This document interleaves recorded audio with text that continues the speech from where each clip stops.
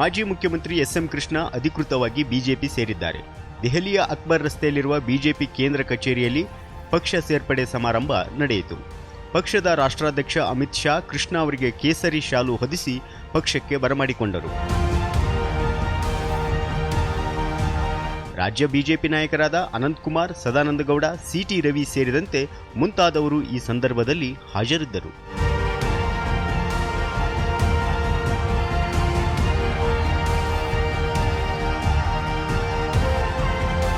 Congress high command ತಮ್ಮನ್ನು ನಿರ್ಲಕ್ಷಿಸಿದೆ ಎಂದು ಆರೋಪಿಸಿ 84 ವರ್ಷ ವಯಸ್ಸಿನ ಎಸ್ಎಂ ಕೃಷ್ಣ ಇತ್ತೀಚೆಗೆ ಪಕ್ಷದ ಪ್ರಾಥಮಿಕ ಸದಸ್ಯತ್ವಕ್ಕೆ ರಾಜೀನಾಮೆ ಸಲ್ಲಿಸಿದ್ದರು. ಅವರು ಕಾಂಗ್ರೆಸ್ ಪಕ್ಷಕ್ಕೆ ರಾಜೀನಾಮೆ ಸಲ್ಲಿಸುತ್ತಿದ್ದಂತೆ ಬಿಜೆಪಿ ರಾಜ್ಯಾಧ್ಯಕ್ಷ ಯಡಿಯೂರಪ್ಪ ಅವರು ಕೃಷ್ಣ ಅವರ ನಿವಾಸಕ್ಕೆ ತೆರಳಿ ಸಮಾಲೋಚನೆ ನಡೆಸಿದ್ದರು.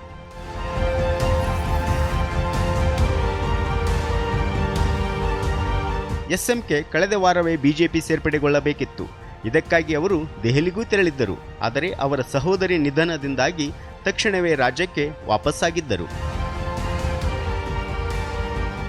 ಬಿಜೆಪಿಯಲ್ಲಿ ಎಸ್ಎಂ ಕೃಷ್ಣರಿಗೆ ಯಾವ ಹುದ್ದೆ ಸಿಗಲಿದೆ ಎಂಬುದು ಇನ್ನೂ ಬಹಿರಂಗವಾಗಿಲ್ಲ. ಅವರ ಅನುಭವವನ್ನು ಪರಿಗಣಿಸಿ ಕೃಷ್ಣ ಅವರಿಗೆ ರಾಷ್ಟ್ರಮಟ್ಟದ ಉನ್ನತ ಜವಾಬ್ದಾರಿ ನೀಡಬಹುದು ಎನ್ನಲಾಗಿದೆ. ಅಲ್ಲದೆ ಯಾವುದಾದರೂ ರಾಜ್ಯದ ರಾಜ್ಯಪಾಲರನ್ನಾಗಿ ಮಾಡುವ ಸಾಧ್ಯತೆಯೂ ಇದೆ ಎಂದು ಪಕ್ಷದ ಮೂಲಗಳು ತಿಳಿಸಿವೆ. ಸದ್ಯದಲ್ಲೇ ಉಪರಾಷ್ಟ್ರಪತಿ ಸ್ಥಾನವು ಖಾಲಿಯಾಗುತ್ತಿದ್ದು ಆ ಸ್ಥಾನಕ್ಕೂ ಕೂಡ ಅವರು ಅರ್ಹರು ಎಂಬ ವಾದ ಕೇಳಿಬಂದಿದೆ.